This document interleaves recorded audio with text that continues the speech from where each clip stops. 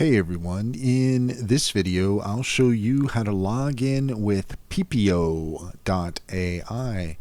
In order to do so, here we are at Pipio AI and we're met with this screen. We're going to go ahead and allow all cookies. And here you can see that you can either try now for free, same thing here at the top. If you're just looking to log in, you can see there the login button.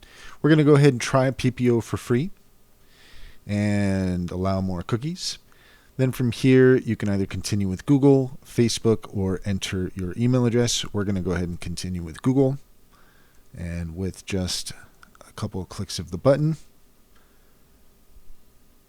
we are now in some preliminary steps here. So it's asking us for a little bit more information. So let's hear, what are we going to create content for?